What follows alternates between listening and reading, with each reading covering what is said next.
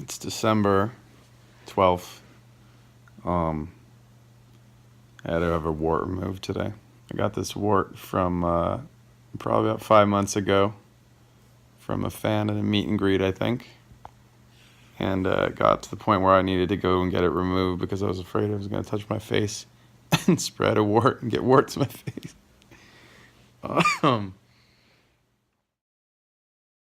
Hello and welcome to the MP3 cast, a show where three friends talk about an album one of us picked, any genre, any year of release. I'm Johnny. Here with me is Scaffo. Hey there. And Patricio. Hello.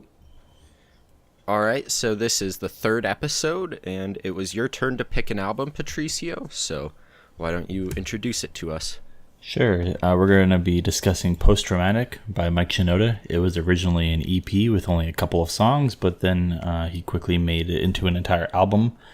It's coming out it came out less than a year after the lead singer, he's one of the lead singers of Linkin Park, and the other lead singer, Chester Bennington, passed away. He committed suicide, and it's coming out less than a year after that. And we're coming up on the 1 year mark on July 20th soon. So he made this album extremely quickly. He started out with a couple songs, posted them to YouTube with videos accompanying all of them, and then this was made into a full-length album with a few good features. Alright, so with that said, let's discuss the album art for this album. I don't really have much to say about this album art. I don't know. I don't really see much in it. Yeah, it's just, abstract art with his signature, which can make it feel personal and, give the sense that he meant this as a work of art, which obviously it is, but, he was intentional with the artistic value of the album, you know what I mean?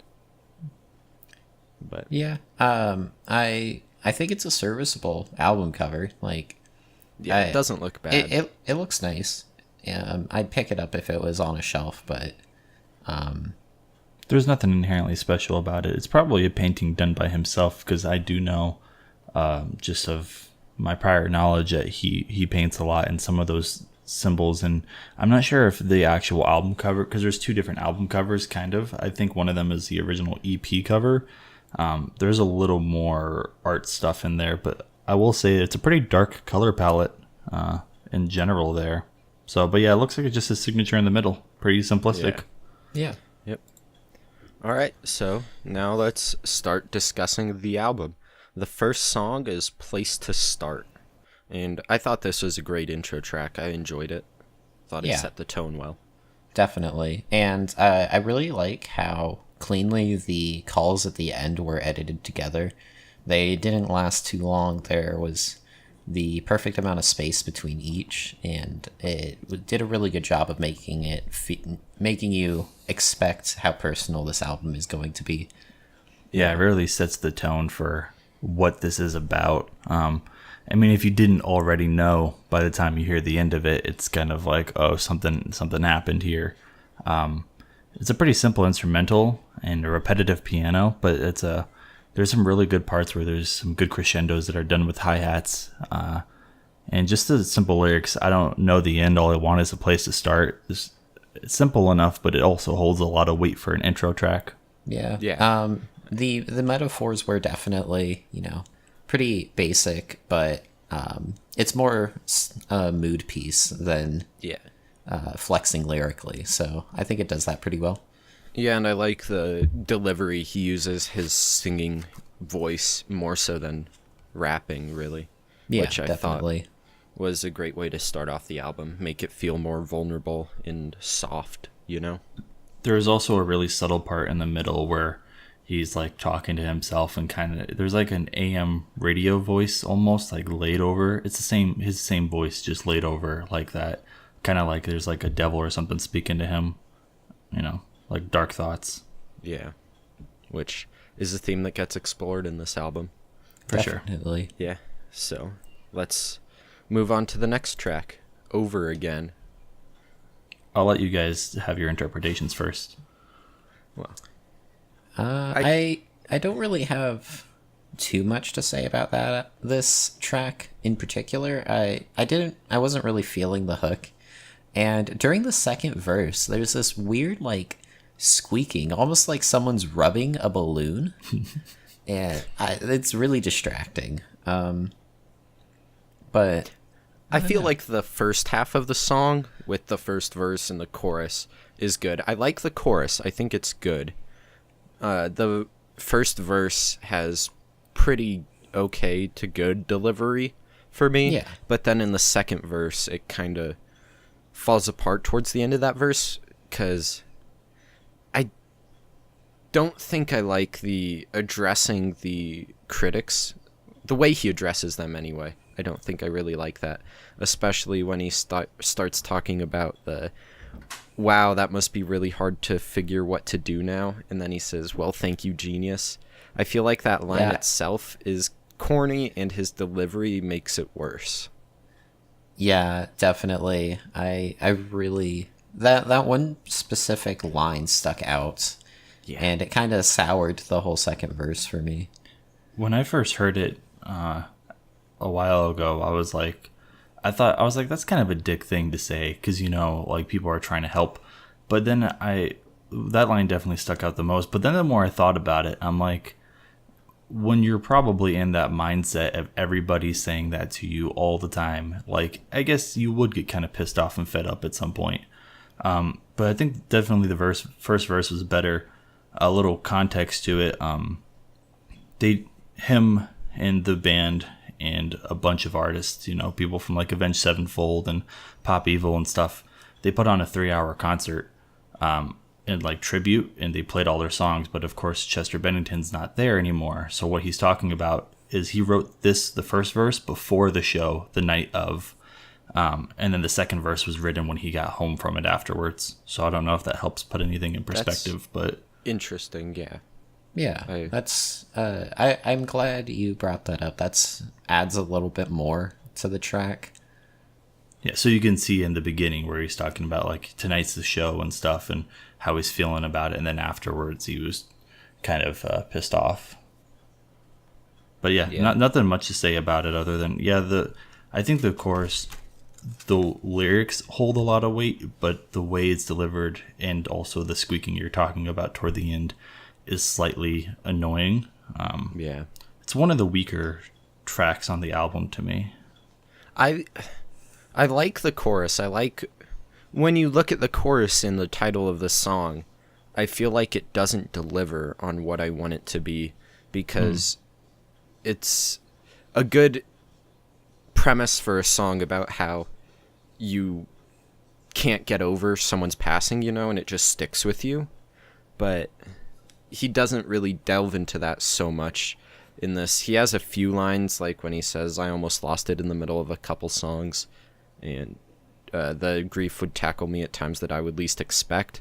But he doesn't delve into it in the way I would have liked, you know what I mean? Yeah, it's the title doesn't really allude to a sort of story track as much.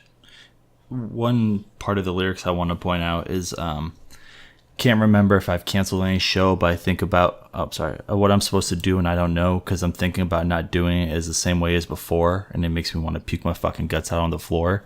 Like I mean, to me that just meant like going through life different. But then when I thought about it and I remember that this is before the show, when he's talking about not doing it the same way as before is he had all these like guest artists and features come up to sing Chester's parts, but it's not the same anymore, without him. And that, like, after thinking about that again, I'm like, that's how hard must it be to get up on stage and perform the songs you guys made over 20 years or whatever. Yeah, without him there. That was my favorite line in this song was I want to puke my fucking guts out on the floor. His delivery of that line is really good to me. Yeah, it sticks out. It really packs a lot of emotional punch. Yeah, so there's some give and take to this song. Yeah, I agree with that. All right, so next song is Watching As I Fall. The hook on this song The chorus is decent. It feels good. The vibe for the whole track is really nice. I was really feeling this track. This is the first one that was more of an impressive sort of thing on the album for me.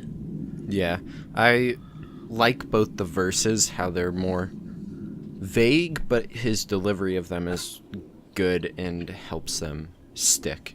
And I don't like the intro part of the chorus when he says maybe I should be more grateful, but when he starts actually singing with "They're watching as I fall," I really like how the chorus goes from there.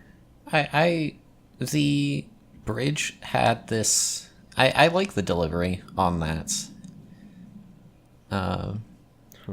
I think that, yeah, I have to disagree, because the maybe I should be more grateful that I had to watch it all come undone.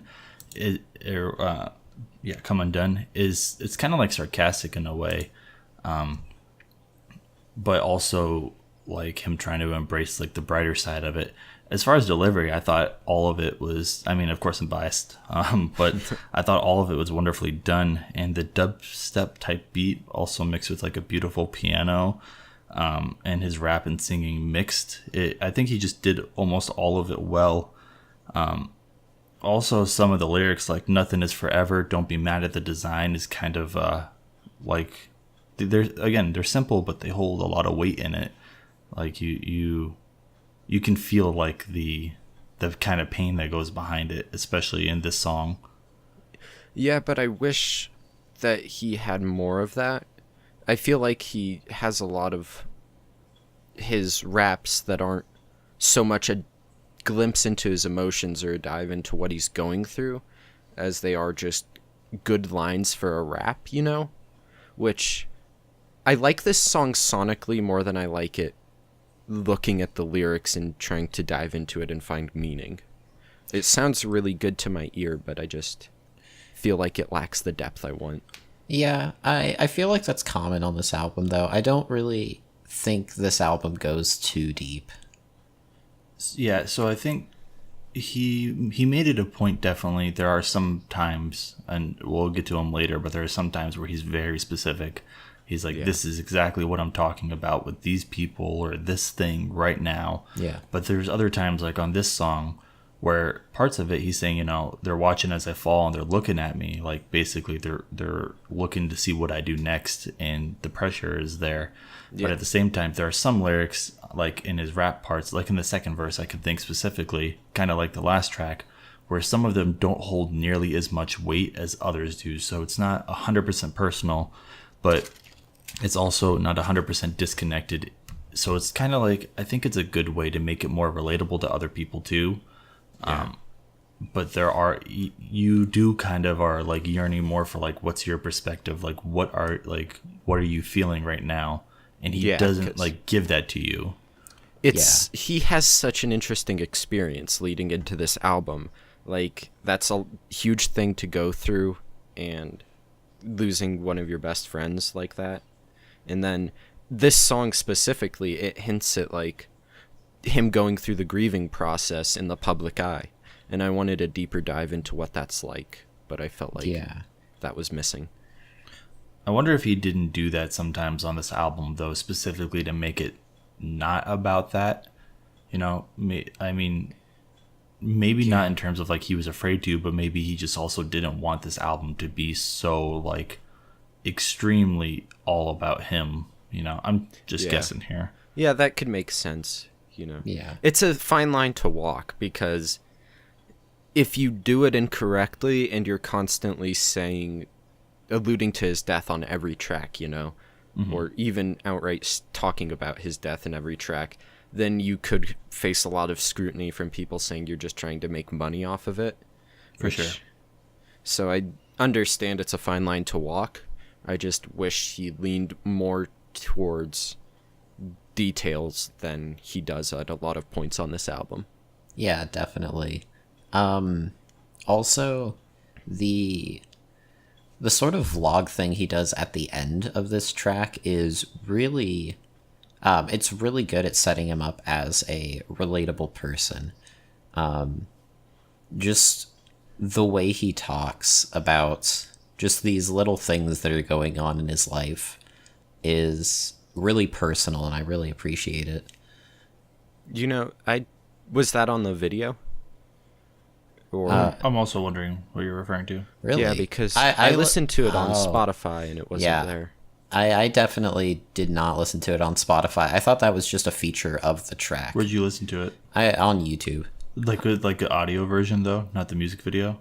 I listened to a playlist on his channel, I think, and Oh, I know what you're talking yeah, about. I didn't watch any of the videos, but Okay. I just thought that was something that was on the track. Yeah, Johnny. So on the video, I forgot about that. On the video, after the song ends, it's like another like 4 or 5 minutes of him talking, just about like what's going on in his life right now, how he's feeling and stuff, and like simple things like he messed up his thumb or something. I think Yeah, he said. he got a wart on his thumb that he had to get removed, and there were wildfires in California, and everyone kept getting evacuated, and It was just him talking know, about what's going on. yeah, That's and interesting. yeah, I think it adds a lot to the track, and it's kind of a shame that that's not just automatically on the track. Yeah, now I kind of want to revisit that and hear that. Yeah, See it's that. definitely worth it, I think. Also, as a note, the album, when you're listening to it versus when you watch the videos, because there's a video for almost every song on this track except for like 3, maybe 4. When you watch the videos, I think it definitely adds a lot to it. So the stuff that you're like kind of wishing was in these songs, it is somewhat shown in the videos a little bit. I know we didn't want to do that for this, but I'm saying afterwards, maybe go back and see them, and it might add more for you. All right, definitely. All right, well, with that said, let's move on to the next song, Nothing Makes Sense Anymore. And this was one of the standout tracks to me. I really like this one. I think... Ooh, that's wrong. Let me tell you Really? how cheesy this hook is, boy. Oh my goodness.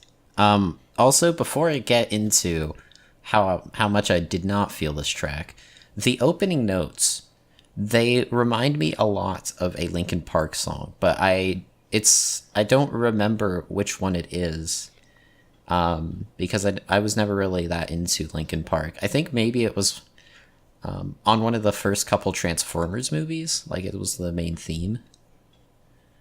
What I've done? Maybe. I don't know. They just sounded really familiar, which I thought was interesting. I think, now that you mention it, I think, yeah, what I've done. I think I get what you mean. But anyway, yeah, the hook was cheesy. The music does not change enough. It's really boring. I did not feel this track at all. See, I see where you're coming from with that, but this was one of the few songs that I felt like packed the emotional punch I wanted. It felt coherent, like it all evoked the same emotion, and I like that. I feel like the other songs don't stick to their guns as much as I would like. And maybe his lyrics aren't the most original in the hook, but I do feel like it's delivered well and sounds good and evokes emotion, and I think that's what this track was going for. While this is definitely my least favorite track on the album, I do agree with what you're saying. I do think that the chorus, it makes sense. I guess kind of cheesy, kind of simple, but most of it, all the lyrics that he's saying, it really does. It is consistent with what you're expecting and what you want. I will just say I didn't like how processed the vocals were. They were very you could tell they were edited a lot, and the whole song is pretty distorted except for the string instruments. I really like the distortion, though. I think that's... It definitely adds to the grittiness of it, and I'm not saying that in a bad way. It's just most of his lyrics are usually very clear. He's very, when he records and when he edits, it's very clear what he's saying. He doesn't mumble or anything, but this one is very distorted.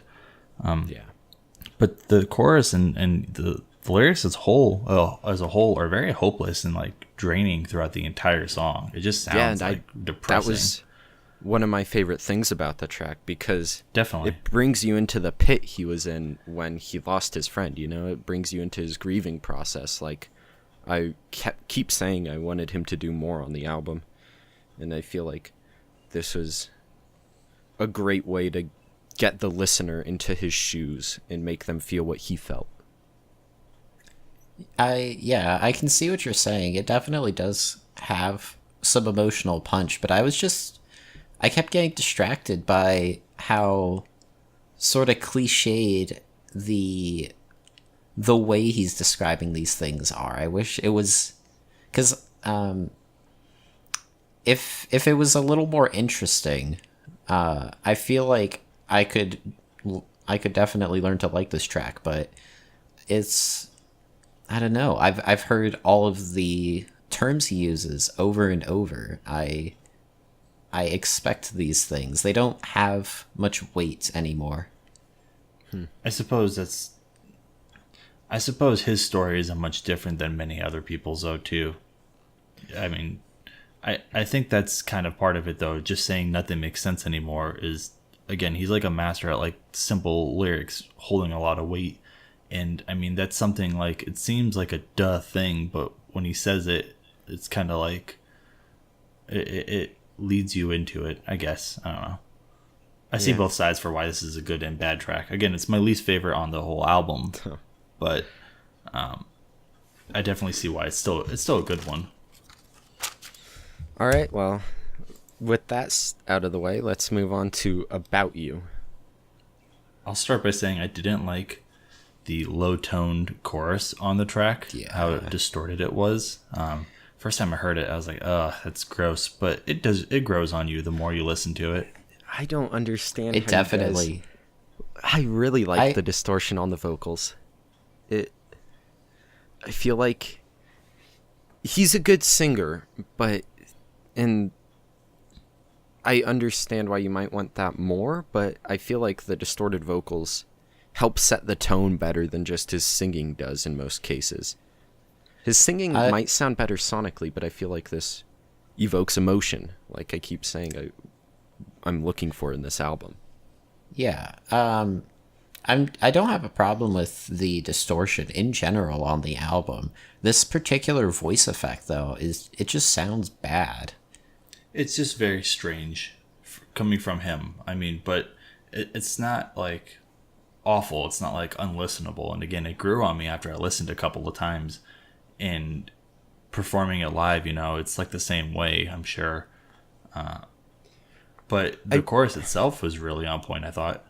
I will say, though, I think maybe the reason I'm more inclined to like the distortion effect might be that I find his voice overall, both in singing and in rapping, to be generic. Like, I feel like it lacks personality, which isn't his fault, really, but okay. Then the distortion can add an extra effect that builds it to me. I gotta disagree with you on that one, actually. I'll let TJ go first, though. Okay. So I don't know if I agree with it being super generic. I can kind of see where you're coming from, but I feel like there's enough personality in his voice that it's fine. I do really like how he does his sort of more abrasive rapping. I like how that sounds.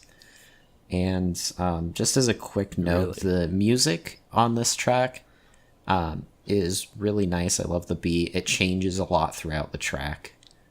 Keeps the song really interesting. Regarding his personality, or like his uniqueness, I think what makes him unique is that when he raps and sings, it still sounds like him talking. There's no special voice he uses. There's that it's just him. And a lot of artists that we're used to, they have a personality when they're making music versus themselves to some degree. And I see what you're saying, Johnny. He does just sound like a normal guy. He just sound like there's nothing like overly unique. But to me, that's the unique part, is he just sounds like a normal guy you talk to. And the way he delivers his lyrics is like he's just talking. It's not like he's it's not like he's even making a song. He's literally just talking, basically. I thought one of the hitting lyrics on here was "Pull your stupid self together, Buttercup." It was kind of like a really self-reflective and like, ouch moment. I'm sure. I mean, everyone says that to themselves at some point. Definitely. Yeah, and he has a lot of repetition in those 3 lines. That it's a more complex rhyme scheme than he has in a lot of places on this album. Yeah, I definitely. thought that was a great set of lines right there. I think when he wants to, he can definitely show off his lyrical skill. But sometimes, like when we get to IOU, I think it shows there. But sometimes he doesn't want to. Yeah, because it doesn't fit the track. It's not the emotion he's trying to convey. I don't What'd you guys- doubt his ability to write good rhymes. It's just, I feel like he does that a lot on this album, where he has good lyrics, but they're not very deep. It's like style over substance in a lot of places on this album to me. Yeah, I Which- definitely agree with that. What'd you guys think of the Black Bear feature? You guys know who he is? I don't know who he is, but I wasn't feeling it. I've never heard of Black Bear before, but I really liked this verse. It was probably my favorite part of the song, honestly. He played a very small part he's not a huge name, but he's definitely a big one. I can't think of anything that I know his name, but I can't think of anything I could tell you. I want to say one, but I don't want to be wrong live. So, but he played a very small part in the song, actually. I mean, it was nice to have him in there, though. Yeah. Yeah, I don't think it was bad. It was just kind of it's okay. I would have preferred That's him to how be I felt singing like- the chorus. I felt like I can see the chorus point, but I felt like Black Bear's voice had the personality I like in a lot of the artists I listen to, and Okay. he kind of overshined Mike Shinoda in this track. All right. I can definitely see the personality. I don't know. I guess I just liked Mike Shinoda's delivery more, so. His delivery in this track was great, I thought, overall. Yeah. But I can't get past the part, you said you like his aggressive delivery. I find that to be the most generic way he can deliver his lines in this. I like it more when he's doing his more sing-songy rap, or even when he's just rapping like he's talking. I like that better than his aggressive delivery. Interesting. I can see what you're saying. I guess I listen to less hip hop than you, so I wouldn't be as worried about something feeling generic because I don't really get exposed to as much. But I don't even think that really comes from hip hop, though. I think it's more like rock, like modern rock and rap rock. The background he comes from, It might just be over exposure to this genre that I'm not particularly fond of, I don't dislike the genre, but yeah, I definitely don't listen to too much of that. Haven't for years, so I don't know. Maybe I just have kind of forgotten what it's like. yeah. Either way, let's move on to the next track, Promises I Can't Keep. Oh no, my bad. The Brooding. next track is Brooding. I skipped over one. How are you gonna skip the best track on the entire album?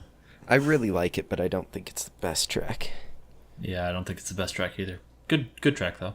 Yeah, Alright. it's definitely up there, but there's Okay. a lot of good going on in here. Definitely. But I just want to point out, I think there are 3 clear separate parts in this album that form the full character arc across the whole thing. This is the last song in the first part that's more of the, right after shock sort of Yeah. depression. Yeah, The for pit sure. he's in, like we talked about on the song Watching As I Fall. No, Yeah. Nothing Makes Sense Anymore. That was the one. Okay. But as the resident interpreter of instrumental tracks, let me tell you what I got out of this one. Okay, so once again, I feel like this is, it's telling a clear story in my head. So it starts out kind of, a little dreary, but still kind of peaceful. It's definitely sad, and it kind of feels like, a family is mourning a relative that's passed, probably during the funeral, not immediately after. Otherwise, it'd be a little more concussive. And I interpreted it as a child that had died, and everyone's mourning him. The child is there in spirit, and as it sort of crescendos, right at the beginning of that crescendo, a hooded figure of some description kind of takes its hand and leads it along. And as the crescendo sort of builds up and you hear these sort of wails of pain and misery, he's going through the underworld of some kind, clear like a hellscape. And as the crescendo, or during this, there's this sort of like low sort of repeating tone that goes throughout, that's consistently there the entire time it's building up. That is the hooded figure sort of keeping the child's attention, like, hey, don't focus on that. Focus on me, follow me. And right as the crescendo sort of reaches its climax, it abruptly ends, and that tone just disappears. The hooded figure is no longer there, and the child is now in this more like bustling afterlife that isn't, just eternal pain and torment. But that being said, it's still got this lonely tinge because, he's there on his own. And it's kind of like a bittersweet sort of ending to the track. But I don't know. I really, really felt like this had that sort of clear through line. I thought it had a clear through line, but I don't know about your interpretation. The way I heard the song was just about, I interpreted it as just him going through his day-to-day life while in a haze, going through this grieving process. It starts with him asleep, then he wakes up, and then he's like out in public. You hear a lot of noises in the background, just like almost like a subway train or something like that. And then later on in the song, you hear towards the end, you hear people talking, but they're like below the music. And I interpreted that as like him interacting with people, but he doesn't really hear them, because he's so dark in his own world going through this. I can kind of see where you're coming from. I feel like this has more impact than that sort of would entail, I think. It has a lot of like really in your face noises. Yeah, but I feel like that's just the emotion of what he's going through, his own thoughts in his head, That's how I interpreted it. As always, I don't really put much interpretation to instrumental tracks. I'll just say that it was a good track, but nothing special. I think it's very Linkin Park-ish, very signature for them. The static that's used, that's a normal Linkin Park thing too, where they use static as like kind of a tempo. And the ending was pretty haunting, but I didn't get much like interpretation out of it. I did hear the voices at the end though, but he's done that on a couple of tracks in here. We talked about it on Place to Start, where he had the recordings playing at the end. I think it's just something similar there. All right. Well, moving on from there, now we get to Promises I Can't Keep. So. And agreeing with TJ. I think this is the start of like the second part of the album, which as a whole does a great job of like listening to it in order really seems to matter on this album. And this is like the start of the second part. Definitely. I will say this album does have a great, easy to follow character arc for the artist. Yeah. If it helps also know that a lot of the order it's made, most of it is, or the order that it's listed is mostly the order he made it to. It's like, so I guess it would make sense that there's some sort of character arc there. Yeah, that actually adds a bit to the character arc because it's like a personal insight of what he was actually going through at the time. It's very authentic too. Like you can tell what tracks he's feeling better and which ones he's feeling worse. Exactly. But can you describe what the second part is, TJ? So this part is more coming to terms with the fact that his longtime friend and business partner is gone, and starting to make positive changes and building up himself after this long pit of despair. Yeah. I got that too. Yeah. And I feel like this song really shows what you're talking about with how he's struggling with the fact that he can't control everything and he has to learn to accept that. Exactly. I think this really is showing kind of not maturity, but like coming to grips and understanding, or at least the first steps toward it, of there's some things I just can't control, I can't do. And one of the lyrics that stuck out was when he said, "What's the difference between a loss and a forfeit?" It's kind of like him saying, it's like him trying to debate in his head, is it better to just give up, or is it better to try and fail, or to feel like I'm feeling? While it's still a very dark song, the instrumentation definitely makes it more upbeat and like hopeful than a lot of the other songs. Yeah. That being said, while it does have, that emotional weight and it is significant, I still felt this was a very formulaic sort of structure to the song. The opening chorus, verse 1, chorus, short verse 2, chorus, breakdown, chorus. And I feel like that shows up a lot in the coming tracks. Yeah, this one was kind of forgettable to me. It has a decent message, but sonically it doesn't get its hooks in me like some of the other songs on this album. Definitely.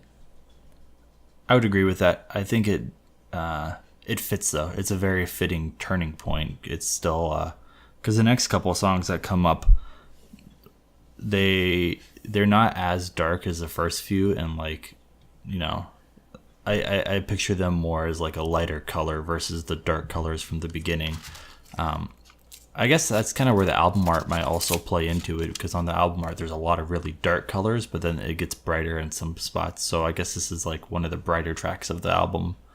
I think it's a good transition, but as a song itself, it doesn't hold as much weight and as much prevalence as some of the other ones do. Yeah, I agree with that. Well, next song is Crossing a Line. And I'm interested to hear what you guys have to say about this one. So I definitely think this is the first truly positive song on the album. I feel like the message and the way he describes, this realization is positive. Can you help me? I didn't really get this one. What realization? I had trouble interpreting this one. What do you think his realization was? Or is it just good enough that he had a realization? You don't need to know specifics. I'd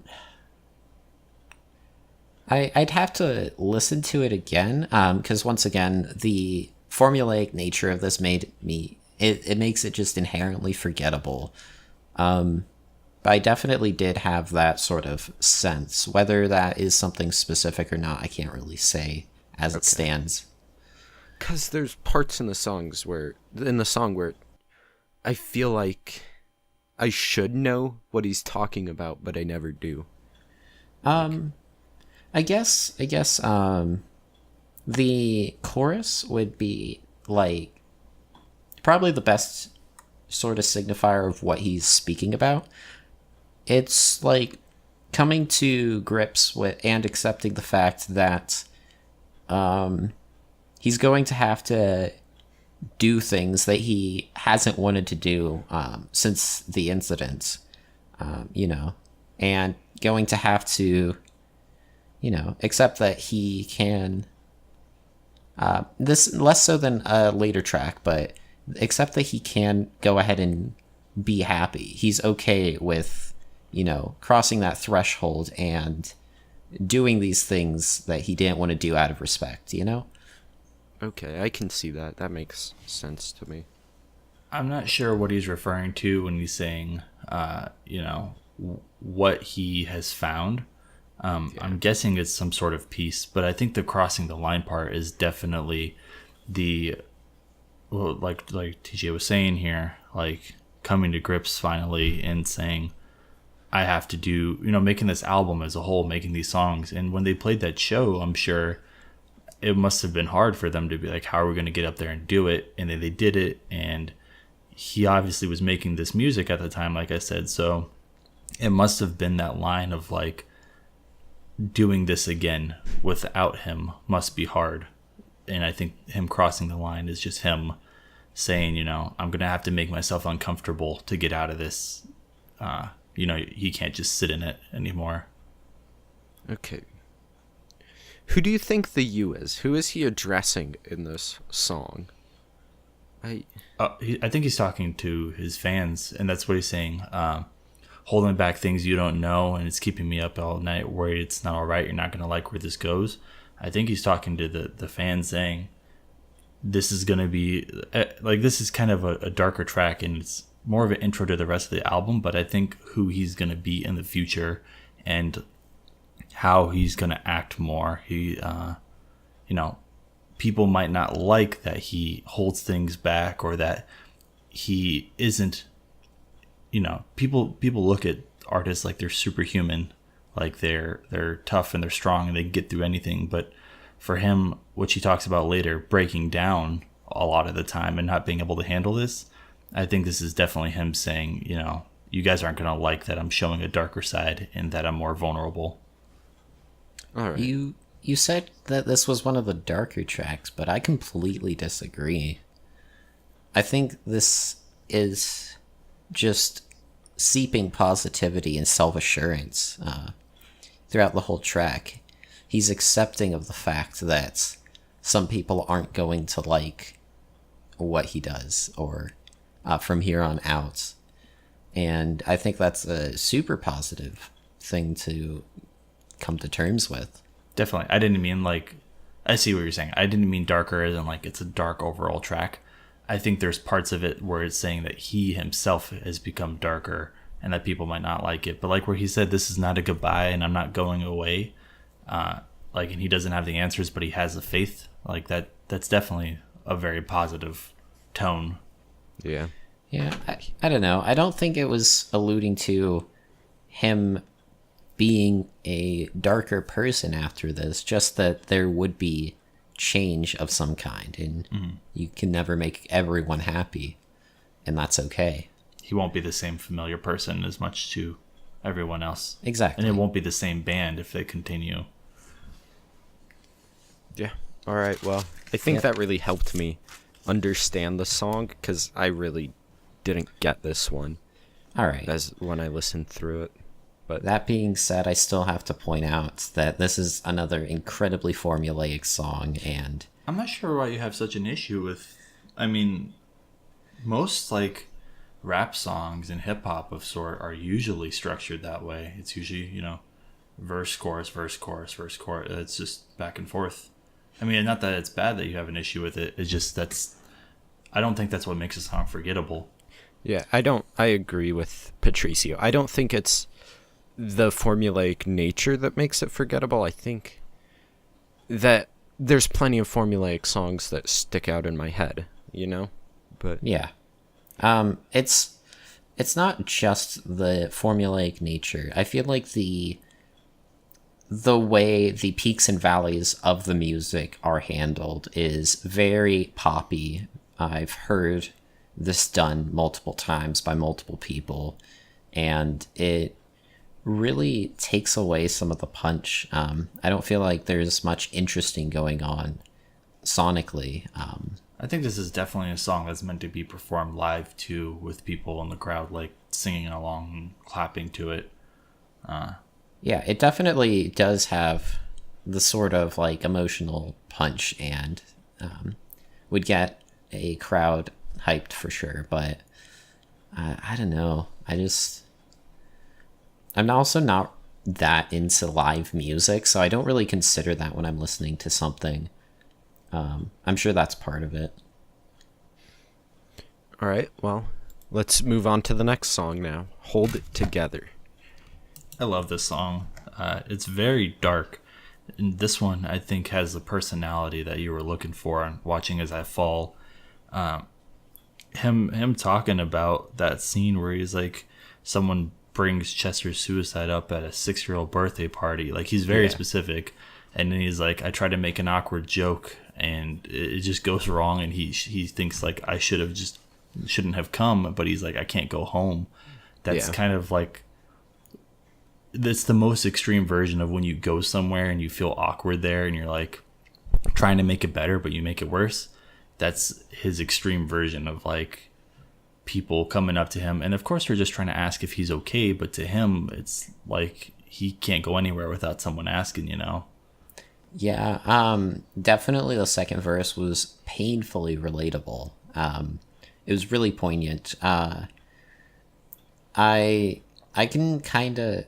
There's certain parts of this album that are really easy for me to relate to because during freshman year of high school, one of my good friends also had committed suicide. And over time, it definitely like... That doesn't go away. People, asking about, hey, you okay? Which is, it's a good thing. And I'm glad people do it, but it just wears on you. And you don't really know how to handle that. This was definitely a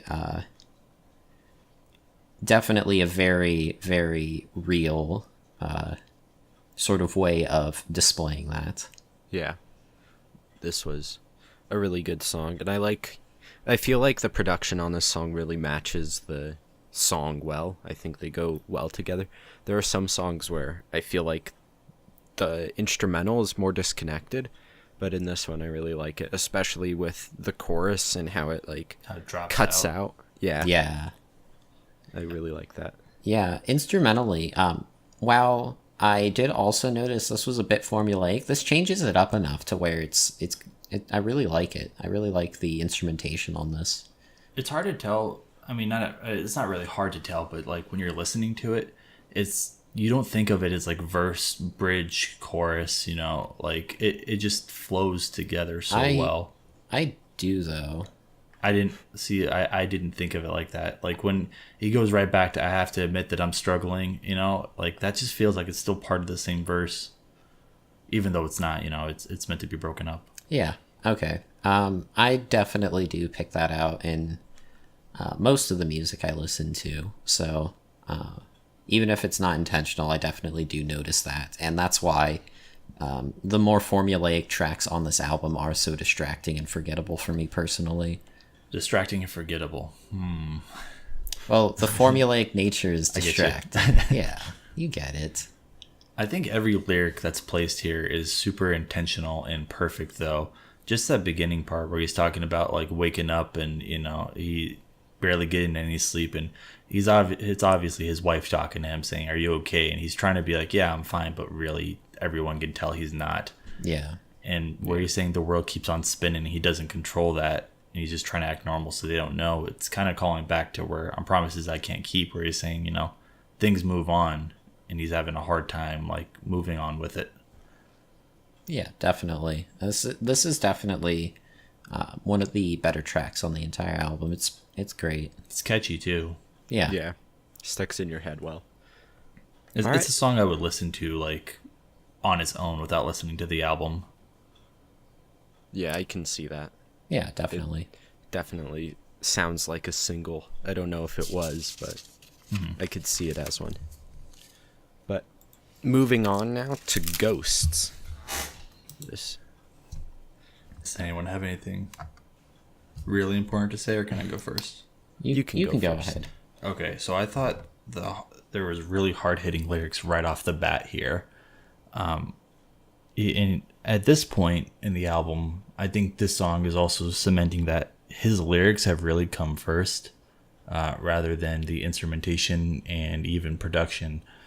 Even if we don't think that all of his lyrics are strong in every song, I think this one really sticks out as like him showing like the lyrics are what matter and what he's saying is what matters.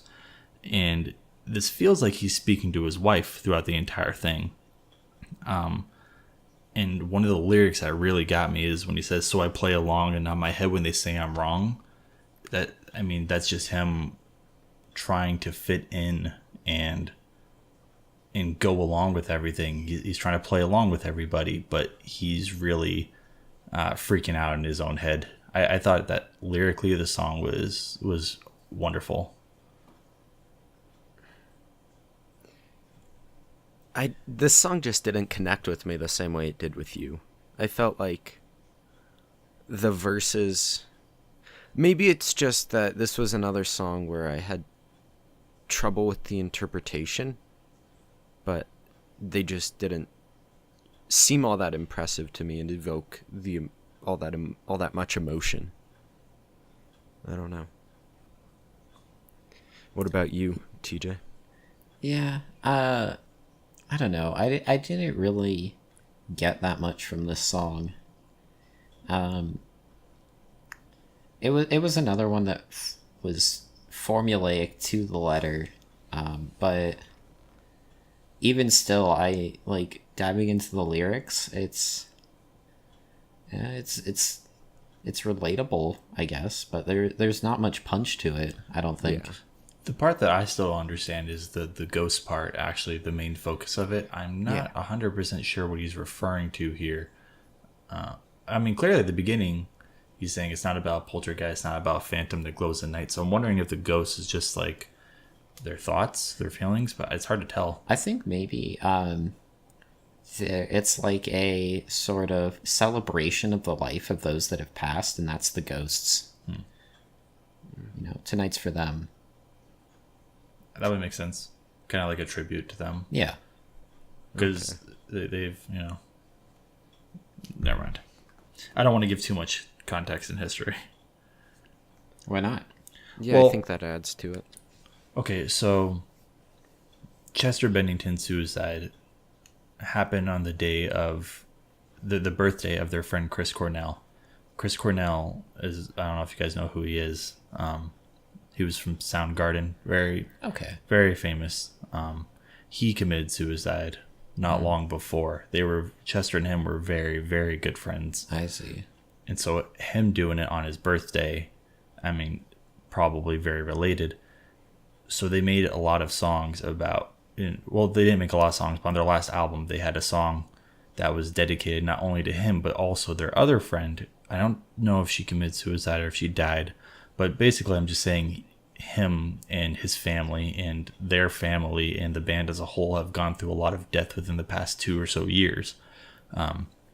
So I could definitely see this being a tribute to not only Chester, but just saying this is for all the people who can't be with us. And I guess that would be what the ghosts are.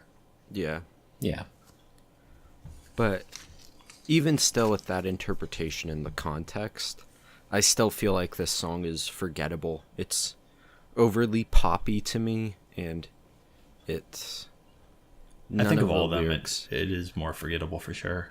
Yeah. This midsection has a lot of really poppy, formulaic stuff that's it's forgettable. Like there's a lot of them in a row that just do the same structure to the song. Yeah, I agree with that. All right. Moving on now, where the next song is Make It Up As I Go. Really good description of a sad hangover. Yeah, The first definitely. verse. Um, the, it I like the delivery on this track. The vocal delivery is good, but I at this point it's been like 4 tracks in a row, 5 tracks in a row that have followed the same structure, more or less, and it's grating. Like, I want to like this song, but in the context of the album, I just can't bring Yeah. myself to do it. I think all these songs that we've been talking about since the direction change, part 2 of the album, Yeah, they all meld together for me. I don't feel like either of them stick out too well in my head. exactly. Which I feel is like the same as with that first part of the album. A lot of those sound very similar to me too. So I think the second part, they all follow the same formula, and a lot of it is the mix of like rap, and then it goes to the singing before even it goes to like a bridge of singing before the chorus even. So I mean, this does the same. I like the feature on it. I don't know who that person is, but I think that it was really wonderfully put. Yeah, Yeah, definitely. Her vocals really add to the emotion of the song. The interesting techno like bongo drums or whatever was like a really good addition to this song, which brought out it just brought out the feeling of the song more than anything. It's a very interesting and unique sound effect. I can't say I even remember those, honestly. Yeah, I don't either. It's really prevalent when you're listening to it in a car or on loudspeakers. Okay. It's on headphones. It doesn't stick as much, but like a good subwoofer, you'll feel it. Okay. All right. Yeah. I'm sure I noticed it, but It's not the focus for sure. yeah. Well, like I said, it's, these whole tracks, this like ever since Brooding, this whole section is kind of a slog to get through, and it's really distracting. So I don't pick up nearly as much as I normally would. I did like in the second verse when he talks about how he, like, that hangover you mentioned was like a wake-up call for him. He's got to figure everything out. And so in the next verse, he talks about how he started to pull himself up and just get through it, Yeah, definitely. Yeah, the Didn't want first to wait verse. while nobody came. Yeah, It's just like, the first verse he's like all down and like beating himself up, which is understandable, but the second one's definitely a more positive and upbeat. It's funny though how the chorus and the bridge fit into both of those scenarios though. Actually, Yeah. it was interesting how the make it up as I go part, the title doesn't show up till the very end as well. I didn't think that was very noteworthy, personally. Not noteworthy, but it was just like when you Yeah, I listen to think the it first just- part. I think it just goes with the arc because he starts pulling himself up, and that's how Yeah. he has to move forward, is just making it up as he goes. Yeah, definitely. But all right, now the next song is "Lift Off," which I Go ahead. didn't really like. I felt like, at least there's hints at deeper meaning in the guest verse, but with Mike Shinoda's verse, it just sounds like a generic flex verse, I think that's what it was meant to be. Yeah, Yeah, definitely. but I don't like that. I feel so, like- first, I want to note this is, in my opinion, the start of the third and final part, where he is more or less adjusted and he's doing good for himself. I felt that too. This is where it Yeah. starts. Yeah. Personally, even if it was just a flex verse, the sort of punchiness of the lyrics and just the feeling it evokes was a nice sort of refreshing sort of take on things after 5 songs of the same thing over and over. So I was perfectly fine with it just being a flex verse. While I don't particularly love this song as a whole, I do think that it's a very good breakup. It's kind of like the Brooding instrumental for the first part. Yeah. This is kind of that. I think this is like the relief from all the darkness he's and all the struggle he's been talking about. This is him just kind of having fun. And I did prefer Machine Gun Kelly's verse to Mike's here, but they were just they were different for sure. Machine Gun Kelly's was more personal and dark himself, and he was also a good friend of theirs as well. It was really nice to hear them on a track together because I think he's always wonderful on his own music and his features, so it was awesome to have him on there. Yeah, I liked the guest verse, but it still suffers from the... I don't dislike the song, I just don't like it in the context of the album. I feel like you could have had that change of pace in a better way than this. It's just... I think if it was placed after the next song, it might have been better set to me. I can see that, for sure. One thing I wanted to point out, this is like such a small complaint, but the line, "Used to think I was a Joker, no Jared Leto." Oh my god, it stuck out like a sore thumb, and I hate it. It dates the song. It's corny. No. Do you know who MGK is, though? No? Yeah, I do. Oh, okay. I just... I don't even care about context for this. It just... That's funny. I really don't like how stuck out it is. It's... I thought it was just funny. Alright, I can see that. Yeah, I feel like there were... Well, that was just a punchline, pop culture reference verse. I mean, line. I guess it's a little late, though. I don't even care that it's late. I don't like things that hard date a song like that. Yeah. Now they like Bambi's mother dead. that was pretty funny. Yeah. But... Alright. Yeah, well... Anything else to say about it? I don't think so. I think it was pretty forgettable. Alright. Moving on to the next track, IOU. This hook sucks. I hate this hook so much. Oh, Really? I actually feel opposite about that. Oh, it's so Really? bad. Explain. Me explain? Yeah. Let me see the lyrics for sure, just to be... I thought that the hook itself, the words, didn't really matter. But the way it's performed and the instruments behind it were amazingly done. The way it's performed is the worst part. Yeah, I don't like anything about the hook. Oh, I didn't have any issue with it. Alright. I'll say the instrumental and the vocals are delivered hard as hell throughout the entire thing, and it's more of like a hype song, and kind of like relating to the last one. I feel like it's a harder version of it, of him having fun. The scratchy rewind features like a rusty and rugged effect. The dropouts build huge anticipation for the next verses. And it's a very short track. I think it's just a quick one just to show off that he can still have fun. He could still write raps that like he used to on his previous albums and features and stuff that are just fun. They don't have to always mean something. I just thought his delivery in it was pretty wonderful. I can see not liking the chorus, but I thought it fit the song. I do like the delivery. I like his hard, abrasive delivery on this track. It's fun, and like the last song, I do like the levity from the rest of the album.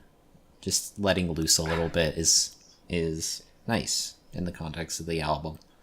I don't know I don't know if I'd listen to either track on its own, honestly. But I don't even want to definitely... listen to these in the context of the album. I don't like either of these last two tracks. Because it's not as personal? Is that part of it? Yeah, that's part of it. I think that's your expectation, though. He raps well. Yeah, it is. He raps well in this, in these two tracks. But that's not enough to me for something to stick out, There's a lot of people that rap well. There's nothing unique or interesting about that. His delivery on this is consistent and it's good, I guess, but I don't like listening to it because it's so boring to me. It doesn't nothing about these songs makes me interested. I thought that one of the funnier lyrics in it was, used to think that 40 or working 40 was a max out, and now I'm working even when I'm sleeping. Do the math now, because even when I'm sleeping, eyes keep them open. Like that, I think that was just an interesting track or interesting line as a reflective of the job he does, and how it might not relate to anything else he's saying, but I found that to stick out because, we think in 40 hours a week is like a lot, and that's what you're supposed to do, and you think that, oh, when you're a musician it's easy, it's not a normal job. But now he's saying even when he's sleeping he's working. And this album, I think, to put it out in less than a year, to make it and put it out and do so many videos for it in less than a year, that's a lot of work. So while he's struggling with this, I think that's just kind of just a nod to how much work he puts in, and not in like a bragging way, but like just showing way, showing It off kind a of little. is a bragging way. Yeah, I guess it kind of The is. whole This whole track song is. is kind of a bragging thing. Exactly. And that's what I don't like about it, is that all it is bragging, It lacks depth to me. It's style over substance. I think it's definitely like an off track from what the album you think going into it is and how it sets it up. Yeah, 100% it is shallow, but like I said, that levity is really needed, I think. I guess. I don't know. Anyway, moving on from that, the next song is Running From My Shadow. I love this song. Yeah. There are parts in this song that I really like. I won't say overall I really love it, but I definitely like it. It feels like one of the more complete songs of the album, more like it's actually a well-produced song on its own. It doesn't need to be in the album. I could see loving to just listen to this song.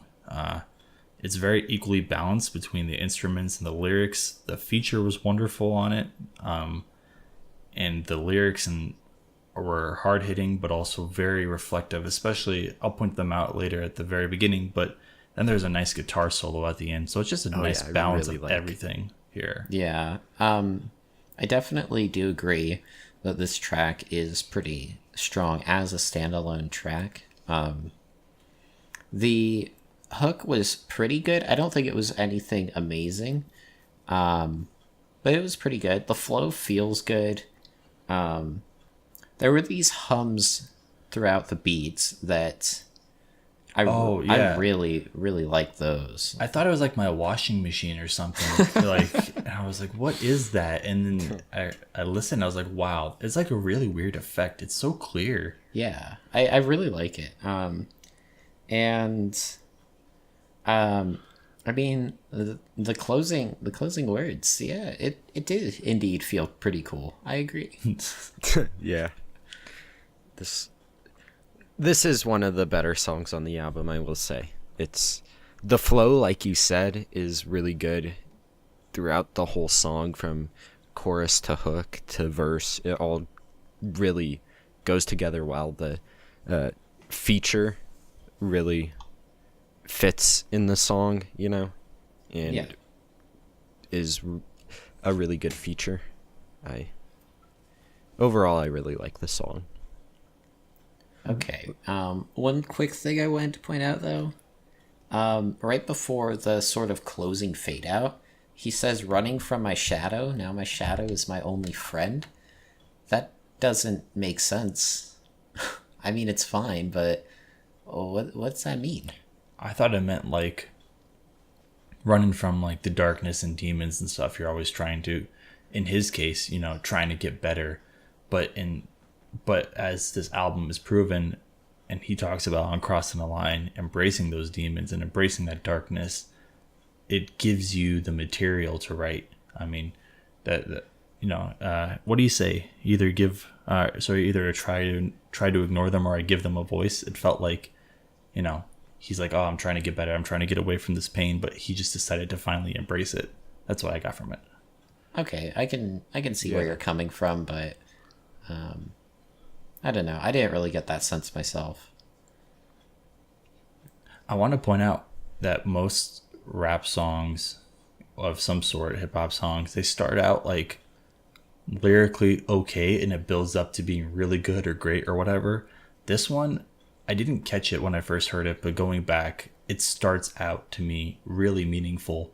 It doesn't seem like it, but he's saying, want to know where I don't go, when it goes from okay to an oh no, and when it goes from high five to a low blow. And then the part that really hits is when it goes from all five to a solo. Yeah. Is him talking about like, it was the whole band, we were all fine, everything was good, we were high fiving each other, and everything was great. And then now it's all gone, and now it's him by himself.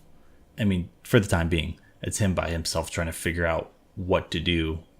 That starts off pretty insane to me. Yeah. Lyrically, I just think this song's on point. Yeah, I agree with that. Yeah, it's a great song. All right. Well, next song is World's on Fire.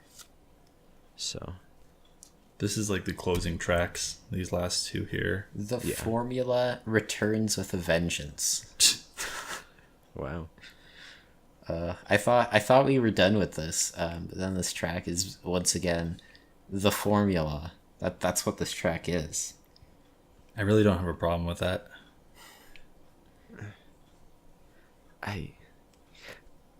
I'm in the middle. I don't think it is formulaic, but I don't. It's just an okay song to me. The formulaic nature holds it back from maybe being better than it is, but I don't think that's too much the issue, you know? Yeah, It's that's 100% a personal issue. I don't imagine many other people would care that much about that, but yeah, if I ignored that, yeah, it's okay. I don't think it's that noteworthy, but I just really despise that half the album is the same structure. I don't think this song is personally, or I don't think it's a standout track. I think it's a good addition, though, especially toward the closing. And when he says fucked up is an understatement statement, can't wait for this year to end. That's one of the best lines in it for sure.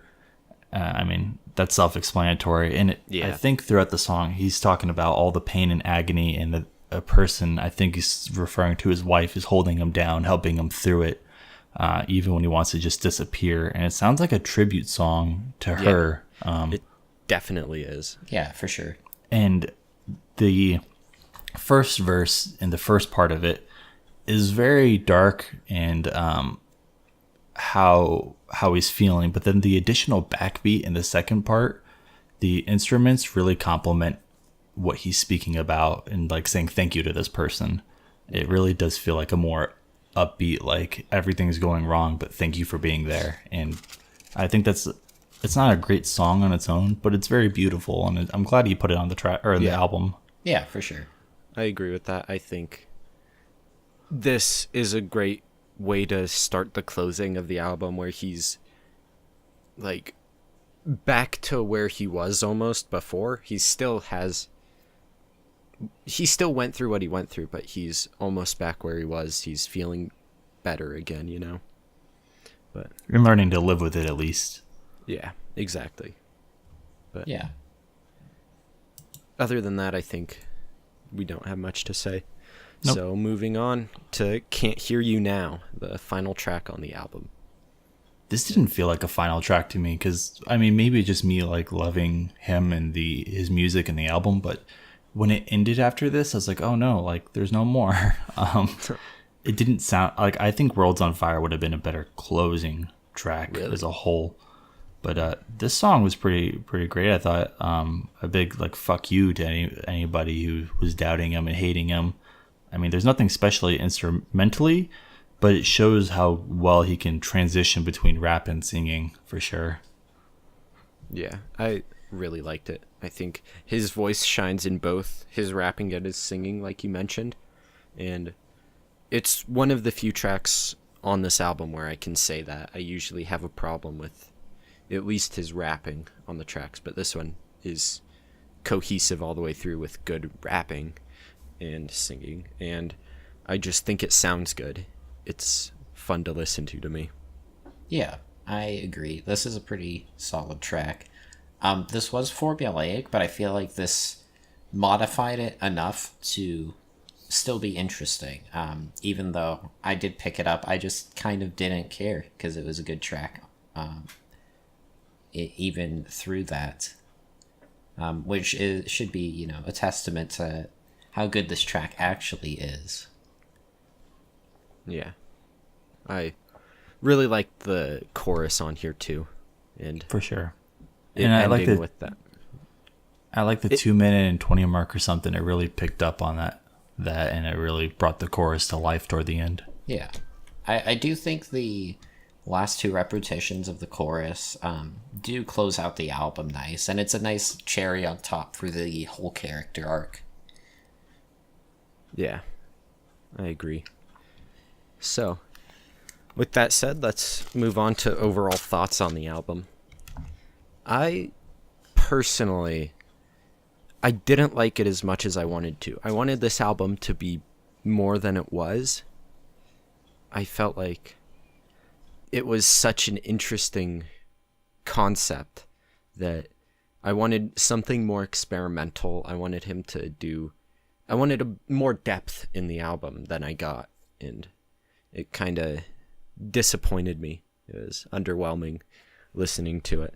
As the more I listened through it, the more I liked it, but it's still, I was just learning to appreciate it for what it was, but that doesn't mean I didn't want it to be something else still, you know what I mean? But anyway. Yeah, I can definitely see where you're coming from. Since I do kind of separate the artist from their art, I didn't really have those sort of expectations. I was really positively surprised by how very cohesive and solid the character arc was throughout the entire album, and the three separate sections, like the 3 acts of this character's development, were like very distinct and clear and easy to pick up on a first listen. I do I do feel I don't feel as strongly about his rapping. I don't think it was that bad. I do think if he did a full rap project, it would fall short lyrically, and I don't think that would be, you know, very good. I'm gonna plug in "The Rising Tide" is something to listen to. Fort Minor, it was made in 2005. That is a lot more rap and lyrics.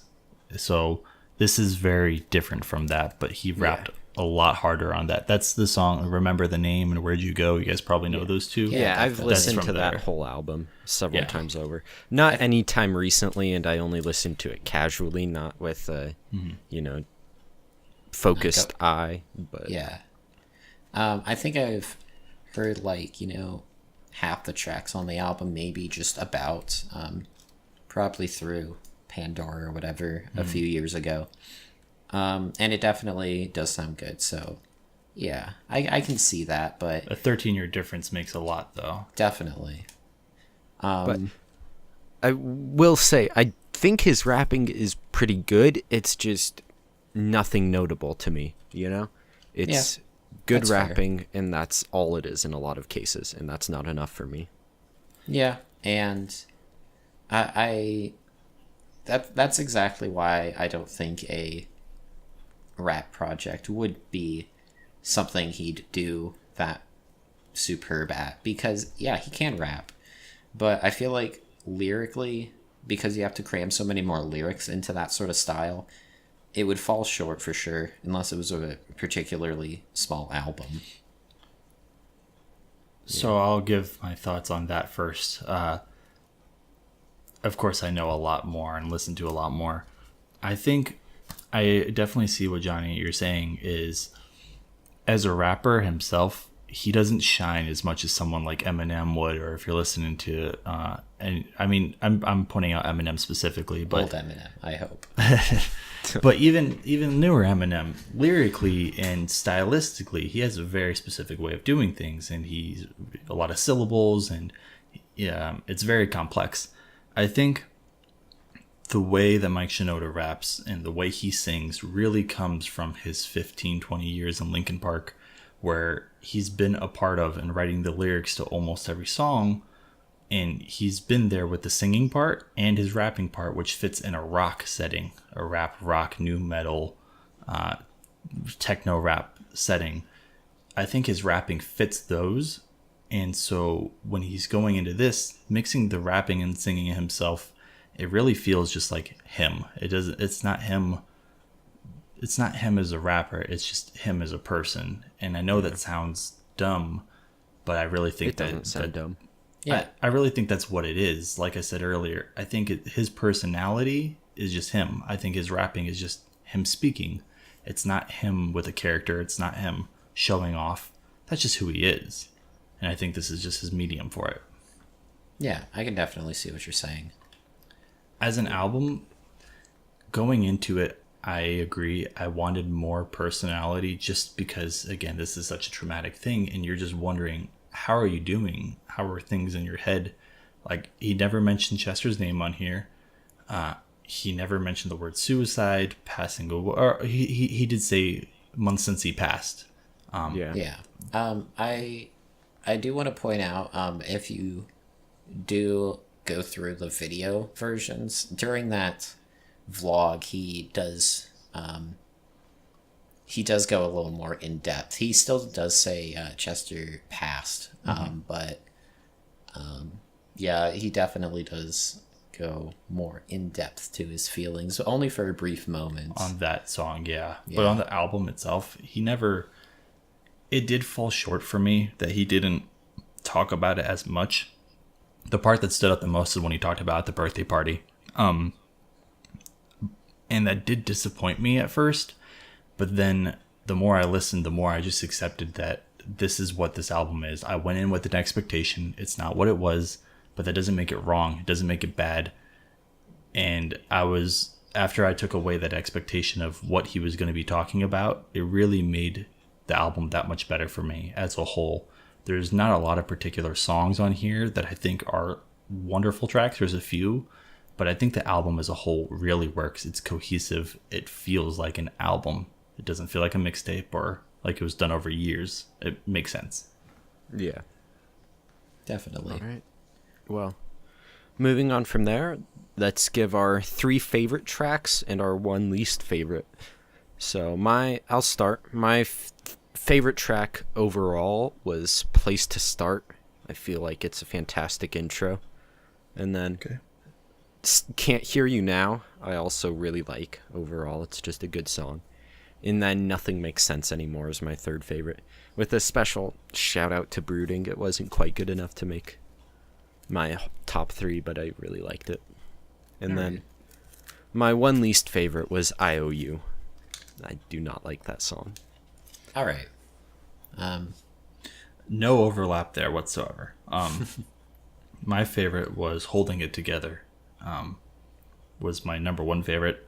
My second would be Watching As I Fall. I want to tie my 3rd one, but I'm going to say it's probably About You. With, again, if you want to do a shout out to Running From My Shadow, that was really, really close. My least favorite is actually Nothing Makes Sense Anymore.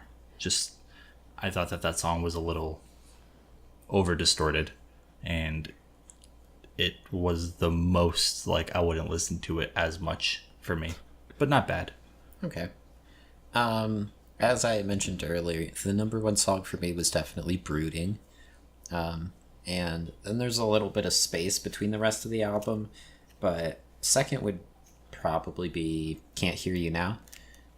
As a closer, I like it. As a standalone track, I like it. And third would definitely be... Yeah, it'd be Place to Start with a, once again, a honorable mention goes to Running From My Shadow. And the worst track was The Formula that appears in half the album. You cheated. Man, I can't, they're all the same. I can't pick one. Ouch. Copying out 2 episodes in a row. Come on, at least pick one of them. Okay. What's the most egregious example? You know what? Just pick IOU and be done with it. That wasn't even. I guess. You know what? I think we'll go ahead and say.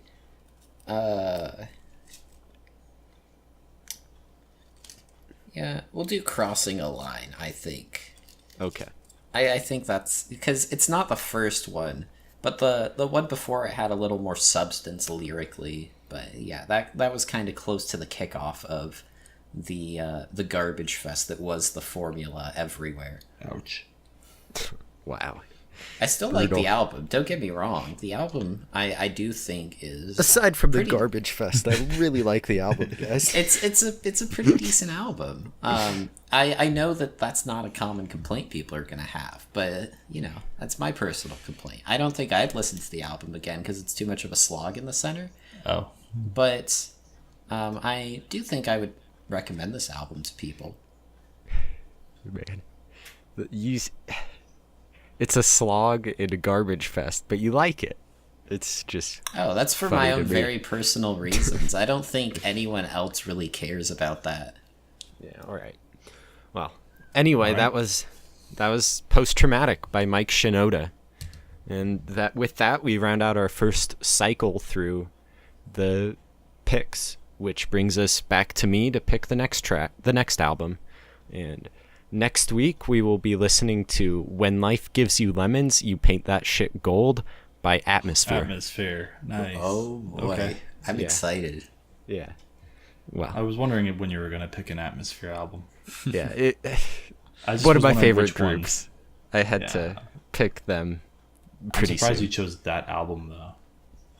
I think we'll have interesting things to say about it, is why I picked that one. Definitely. Which, with that said, thank you for joining us for the third episode of the MP3 cast. Hope to see you next week.